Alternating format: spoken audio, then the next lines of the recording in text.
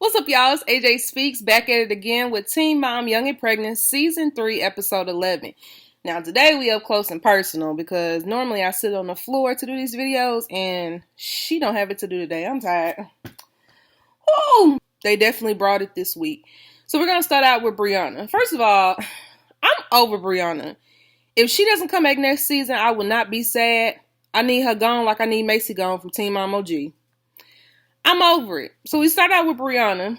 She said she called Briggs talking to some females again. Honey, that's what he does. He's a garden tool. That's what he does. What are you not understanding about this? He only started talking to you to get some clout, to get some followers. He ain't even been filming with you. That should tell you a lot.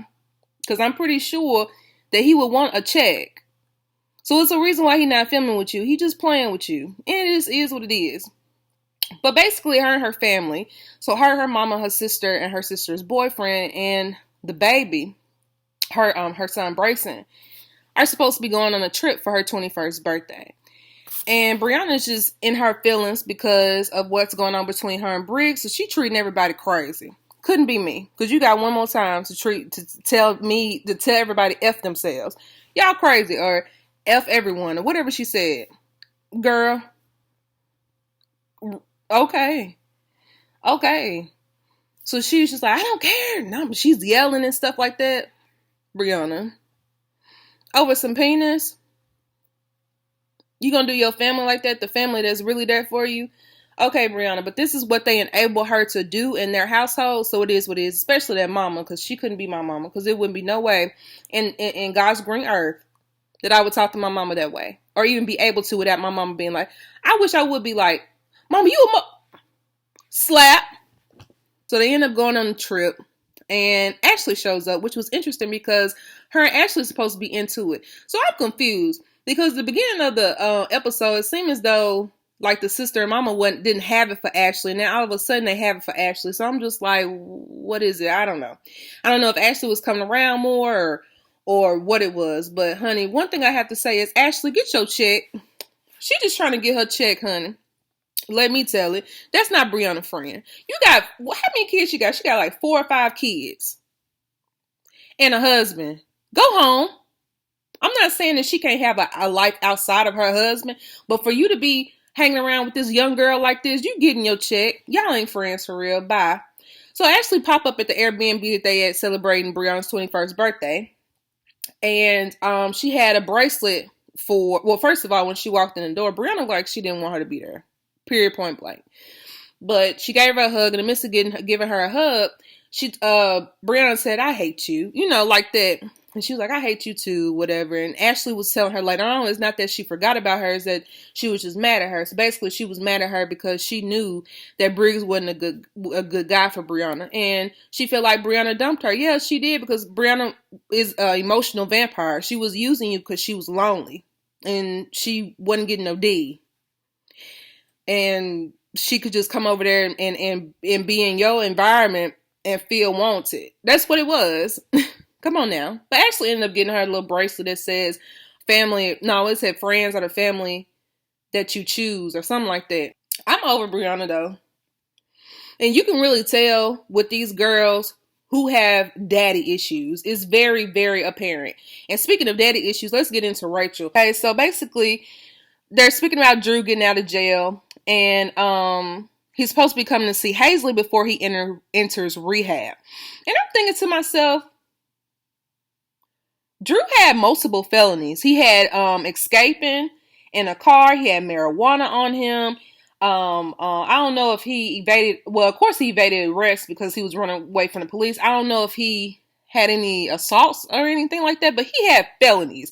And felonies gonna last longer than a year or two. But then again, we're not talking about my people.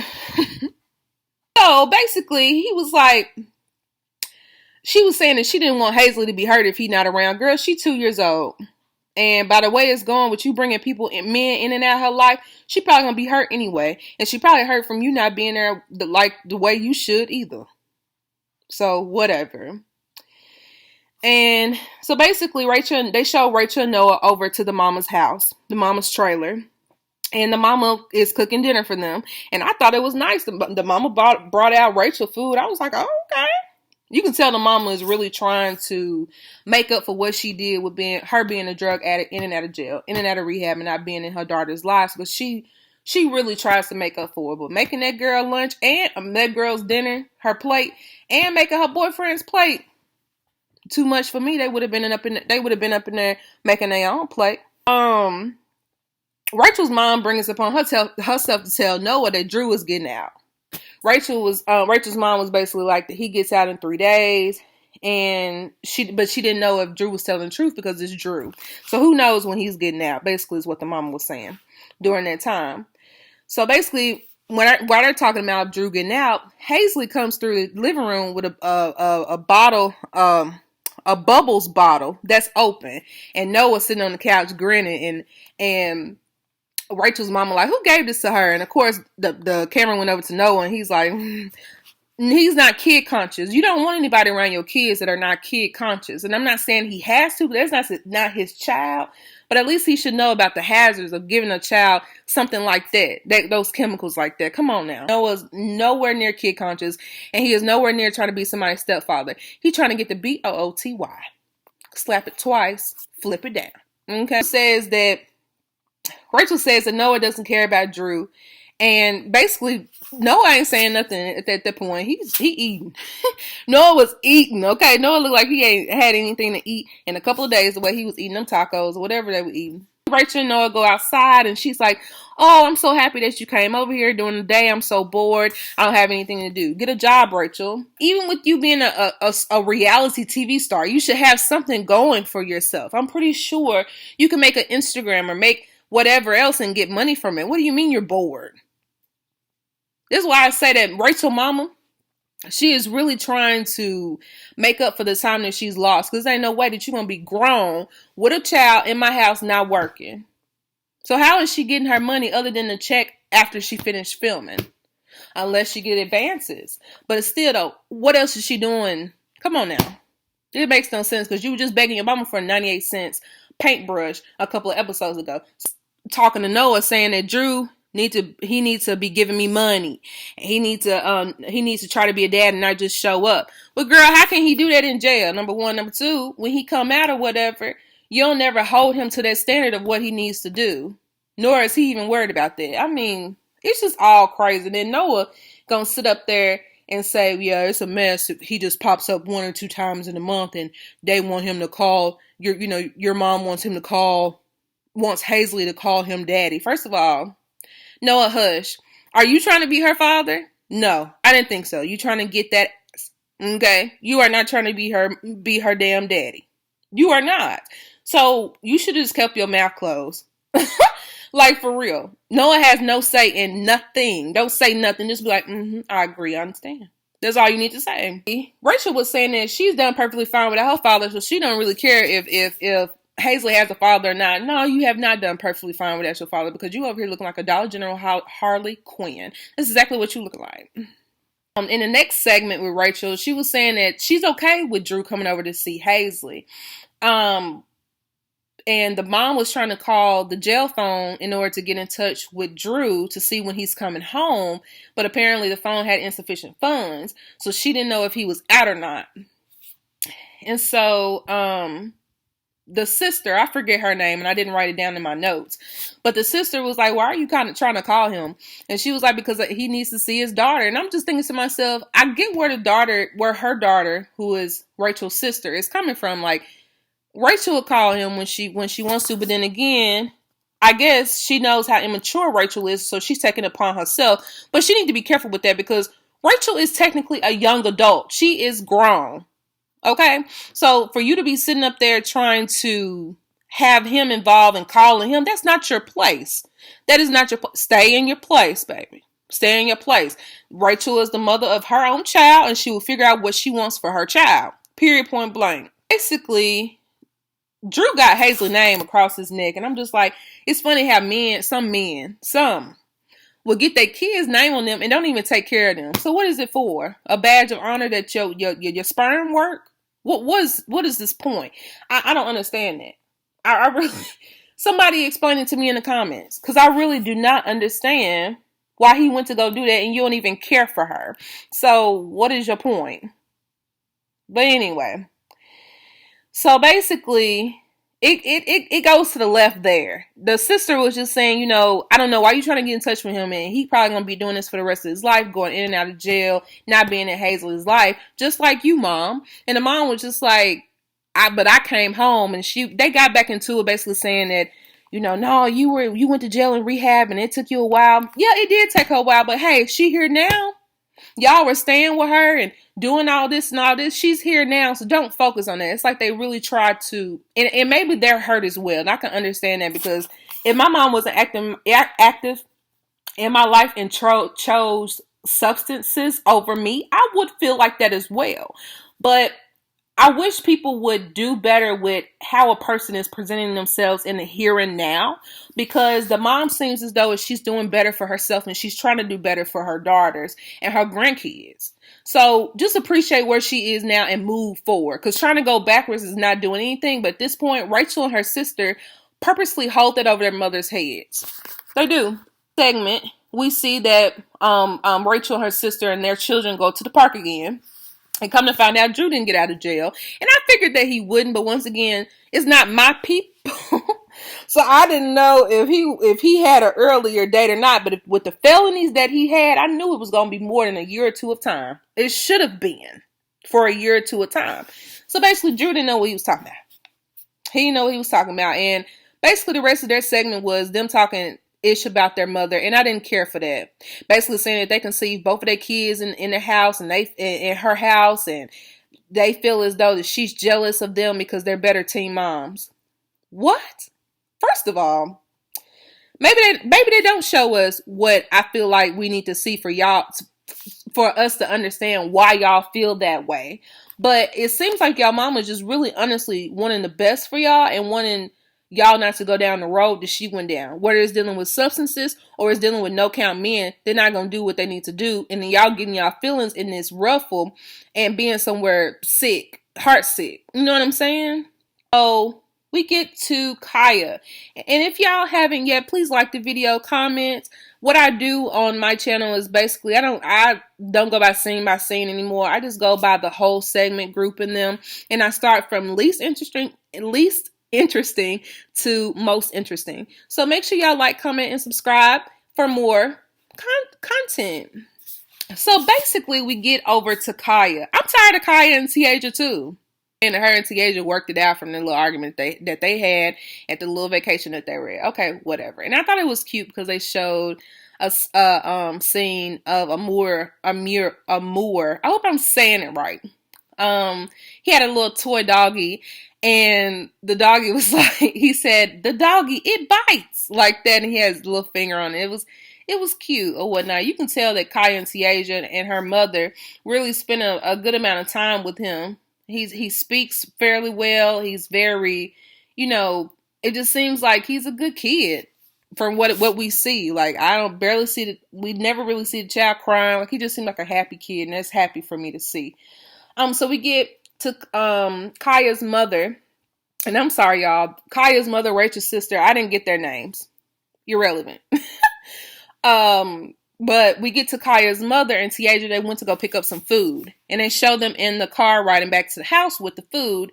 And basically, Tiaja was just telling the mama that her and Kaya go through their individual stuff, and she just felt as though that she needed to take a step back. You taking a step back is you taking a step back and not coming over there, Tiaja.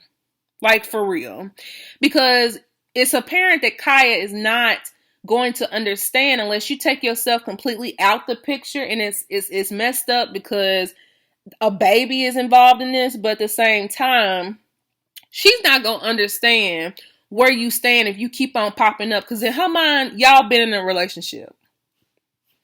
And that's not what you want at this time. Understandable. You want to work on yourself. You want both of y'all to work on yourselves as individuals before y'all go back down the path of a relationship. But you need to fully remove yourself from her in order to have a clear understanding of boundaries between you and her. So basically, Kaya had her confessional segment. She was just saying, she comes from a damaged home, and damaged people damage people. So it's a lot that she has to learn for herself and get past for herself to be better. And I can respect that about her. But once again, you need to go ahead and get better and be by yourself while you're doing it. And if she can't understand and respect that, then that's somebody that you can't be with. Period, point blank. So basically, Kaya and Tiaja go outside and they're talking, and Kaya's frustrated because she feels as though that Tiaja doesn't open up to her, and Tiaja is like, well, I can't open up to you because you're on 10. You get like this, you get irate, you start talking and all this other stuff. And so we already know how it goes down. Kaya starts crying and she starts yelling, and basically Kaya's like, Tiaja doesn't listen to her, and Kaya always turns it around as though it's about her, and it's not. Like, it really isn't. So Tiaja basically was just like, she don't see them getting back together with her acting like this. And at this point, Kaya storms off.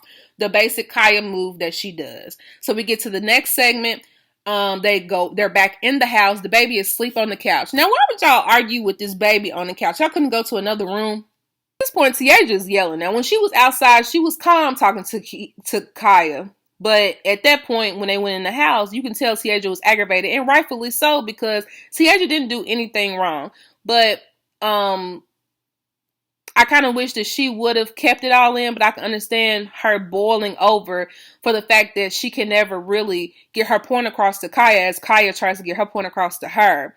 So at this point, she yelling, and she hates and is fed up with the way that Kaya demeanor changes when she tries to talk to her. And Kaya's just like, well, what about you? Stuff like this. Child is just toxic. They really need to separate from each other. And like I said, I hate that a child is involved. That child is not Tiaja's child, but Tiaja has been really active in Amor's life since he was born. So it's a crazy situation, but the situation is so toxic. Kaya tells Tiaja, don't yell at her like she's her child. And I'm just like, but you yell at her. Like, Kaya is a piece of work. They done woke the baby up. The baby looking like, what? The baby got off the couch. And it was appealing to me how the baby went straight for Tiaja. That says a lot. I really feel like some babies can get those type of feelings from people that they're close with. And the baby knew that Tiaja needed that hug. It's like the baby really knew that. And it was just it was like heartwarming and sad to see at the same time, because that baby shouldn't be in a situation like that, like at all. And so basically, Kaya was saying that she was upset because she's trying to tell Tiaja she cares. And it seems like Tiaja is telling her that, no, you don't care. And that's just not the case. Basically, Kaya wants it her way. Kaya wants them to be in a relationship, and she wants to be hunky-dory, and it's not how it goes. She wants Tiaja to do everything her way. Excuse me, y'all. My side of my nose is itching. But she wants Tiaja to do everything her way, and it's just not how a relationship works, Kaya. And Tiaja at the end was just like, I'm going to therapy, and I think you should go to, talk to somebody by yourself as well. And basically, Kaya was like, no, I'm good. No, Kaya, you need to go talk to somebody, because you going to run this girl off. And she honestly seems like a good girl. She just seemed damaged, is what she said. She's damaged. So with them being damaged, she needs some time to rebuild herself, and that's okay. But once again, y'all need to do that separate, because it's not working out. And honestly, if they keep on going down this road, I see a possible DV. I see crazy stuff happen. I don't wish that on them, but the way that they act, I just don't see it working out for them. I don't. So we get to white Kayla in Illinois. And the reason why I say white Kayla is because we have Kayla J, who is black Kayla. So white Kayla in Illinois. Let me tell y'all, it was too much. First of all, this episode proved to me that Luke is a mama's boy. He's a mama's boy. And it makes me wonder if his father was present. Let me explain. Luke tells his mama and his sister too much of him and Kayla's business. There's no way that they should have known, even if Kayla was over there playing that game at their house for Thanksgiving and she left because of whatever game they was playing, and she left because she was mad, and she went to go do whatever with Ryan, whether she had sex with him or not. They shouldn't have known all them details. That wasn't any of their business. So I know that he goes back and he tells his mama stuff, and that's I can't stand a mama's boy. Keep that between you and your girl. That's the mother of your child. They don't need to be so involved. So mama and the sister were saying they wanted to talk to Kayla. Kayla told her friend Ivory, hey, I want you to come with me because I don't know how this is going to go down. So they end up going over there. And basically they were talking about how she left and trying to figure out if she was just doing that for revenge and if she had sex with Ryan and all this other stuff. And Kayla says she feels as though that they were good because her and Luke were in counseling and they're working it out. And that's a good response. She doesn't have to explain anything to y'all. Her relationship with Luke has nothing to do with y'all. This is not a situation dealing with y'all. The sister was just feeling like that she was out for revenge because Luke cheated on her while she was pregnant. And the sister was concerned about the timeline. Once again, has nothing to do with you. And they trying to figure out if she been doing stuff with Ryan. Has nothing to do with y'all. So the mom gonna ask Ivory, who's Kayla's friend, who's there, gonna ask Ivory, do you know something? And Ivory, that's a friend that you want. That's a friend that you want. Because Ivory said, I know what she tells me. I know nothing. And then she turns to Kayla and said, what you want to talk about? Why would you ask that girl? That don't have nothing to do with Kayla and Luke. Why would she tell y'all what her and Kayla talk about? That's so crazy. So basically, Kayla was like, she didn't take 50% of the responsibility because she feel like Luke did her dirty when she was pregnant while she was at home. And I was like, you should have kept it to yourself because it does kind of seem like you were out for revenge. But anyway, she was free to say whatever she wanted to say. But her saying that, I was like, So did you have sex with Ryan or did you not? And so Ivory says if her and Luke were able to get past it, why is everybody else stuck on it? And basically Luke's sister was saying that she was mad because she feels as though Kayla went to have sex with Ryan to get back at Luke, of course, with the whole revenge. So Kayla was like, that's between me and Luke. And then the sister starts to get bucked. I mean, she gets up and I was like, y'all not kissing siblings, are you? Because I was like, no, why are you acting like that? Your brother grown. Why are you acting like that?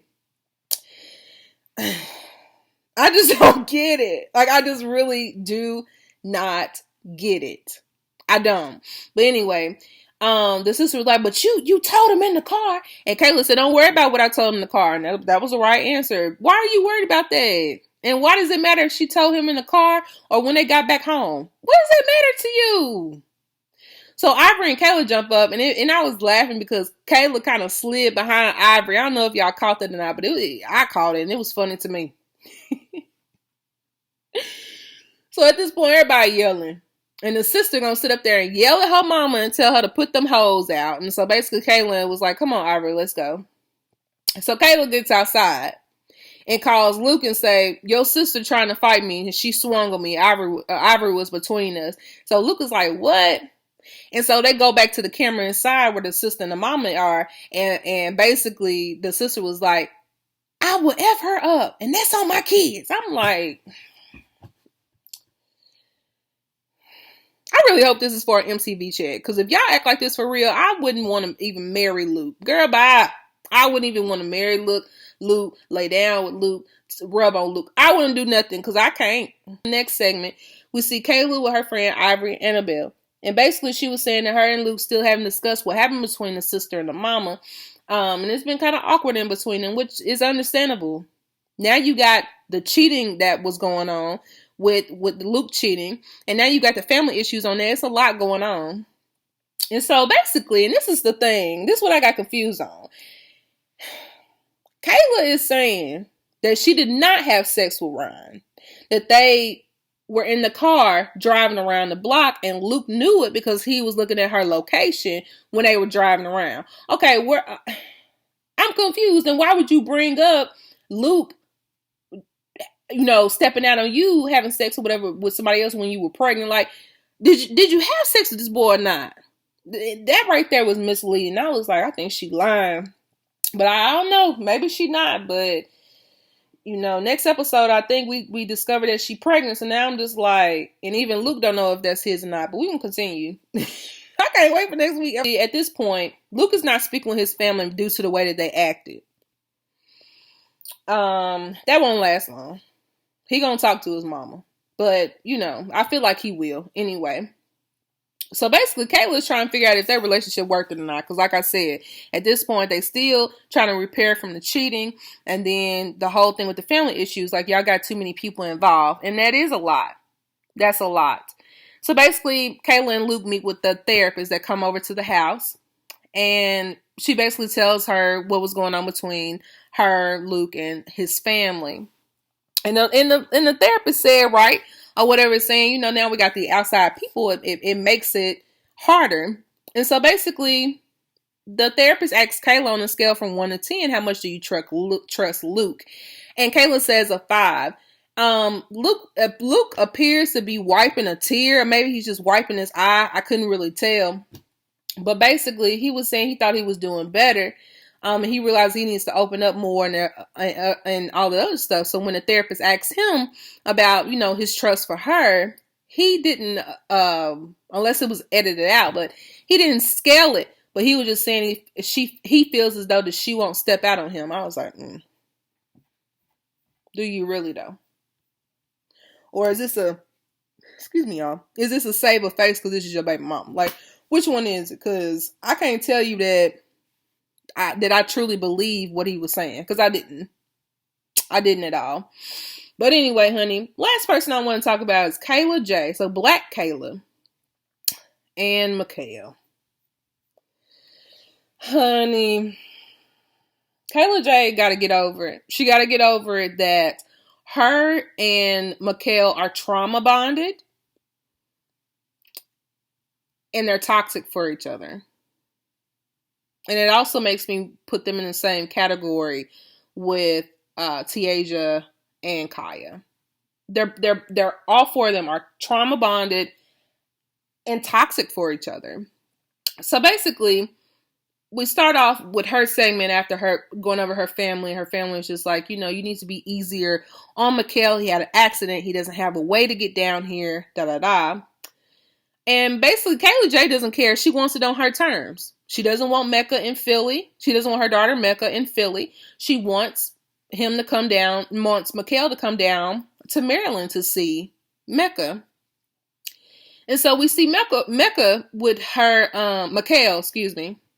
We see her with her friend Scoop. And Mikhail was telling Scoop that she hadn't seen Mecca in 2 months. And Scoop was saying, you should put your foot down. Put his foot down for what? Kayla run this show. At the end of being a transition man has nothing to do with Mecca. I mean, let's just be real. I doubt he signed the birth certificate. I mean, Mikhail was telling Scoop that his mother wanted him to apologize to her because she felt like she was being slanderous, basically saying that, she wasn't supportive and she didn't love her and all this other stuff. Mikhail was basically just saying the same thing, basically just saying that the mother was not supportive within his transition, and he feels as though his mother's support would have made a difference with how he handles the world. I don't think that Kayla J talks bad about her mother, but at the same time, it kind of comes off that way sometimes because it's just kind of like, oh, she has this amount of kids, but she didn't do this. Or she's not a nurturer. And I'm just like, I can understand if she had on them kids. She had to work. She had to make sure y'all was good. But I don't know. It just seems like she has resentment towards her mother. And I don't know how that went down. And maybe she didn't get the attention she needed or she got the affection that she wanted. But it's just kind of confusing to me because I'm just like, okay, is she a good or bad mom then? What category do you put her in? I don't really know. And so basically, Kayla J says she hasn't heard from Mikhail, but she just wants to focus on Mecca. And once again, she just feels she feels bad for Mikhail because she understands that basically Mikhail goes through some of the things that she goes through with her mother. And once again, I mean, they're trauma bonded. So that's basically what that is. So basically, we go back to Mikhail and her mom talk. The mom had some crazy ass facial expressions this episode. She really had some facial expressions where I'm just like, dang girl, you good? So basically, Mikhail was feeling like the convo was going to be pointless because they're on different pages. And when the mother sat down, Mikhail didn't even speak. I was like, oh, dang. The mom said that she wanted an apology from Mikhail, saying that she didn't support her like she wasn't, that she didn't support her or love her enough. And the mom was like, I hugged you every night when you went to sleep, or something she said. I was like, is that all? Mikhail wanted more than that, is what it seemed like. So basically, the mom just continues to go into her being against the transition and feels as Mikhail has morphed into her father and uncle. Mikhail gets heated at that comment because she's like, how you going to talk about people that's dead? And I was just like, wow. And I really wish we knew what that meant. Like, how was the father and uncle? Like, what is this? What does that mean? How was Mikhail acting in a way that's similar to them? I would love to know that. And so basically, Mikhail blurts out that she was like her uncle before the testosterone shots. Mikhail's mother stopped in her track, said testosterone shots. And Mikhail was like, yeah, I get them every week. And see, in my mind, I'm just like, how does this testosterone shots work? Like, how much do y'all pay for these shots? Like, I just wonder how that works. Because I don't see him having a lot of money to be pitching out a week for them shots and still being responsible for other things. Now you finna have to probably get another car. Like, I just was curious about that. I'm gonna do some research about that. And so basically the mom didn't know. And we get into the emergency contact. You know how you go to the doctor and you have the emergency contact. Basically, Mikhail tells her that she doesn't have her as an emergency contact. And the mom was like, fool, I got you as my emergency contact. And basically Mikhail was like, you don't deserve it. I mean, that's pretty much what she was saying. You don't deserve to be my emergency contact because you don't support me. And so I understood what Mikhail was saying, because it's just like, well, I put you in emergency contact for you to come up here in case something went wrong with my testosterone shots and you against it. Would you really come get me? She didn't say that, but I'm just saying, like, I would think that way too. Oh, Lord. The mom was like, I support you. I walk down the street with you. That's support. I was like, wow. He didn't say you were embarrassed of him. Like Mikhail was saying, they are on two different pages. Mikhail is mad that his mom doesn't call him he. And that's just going to be a journey for his mother. You know what I'm saying? Like, that's going to be a journey for her to get used to all this. It's not going to happen in a year. Probably won't even happen in 5. But basically, what I didn't care for was Mikhail's mom was being selfish. See, she turned it around and was just like, you know, people are going to think it's my fault for calling you Mikhail, and they're going to think that I was trying to make you a boy all along. And I was like, what? Very narcissistic of the mother. That was very manipulative of the mother, and I was very disappointed. Mikhail at that point called her mama selfish, and rightfully so. And my last point is, Mikhail's mother told her that she would pay for everything that she's doing right now, and I'm just like, wow. And that'd be between her and the higher power. But, you know, it's just crazy how this has turned out, and, you know, this has been Young and Pregnant, y'all. Season 3, episode 11. And I hope y'all enjoyed the review. As always, be easy.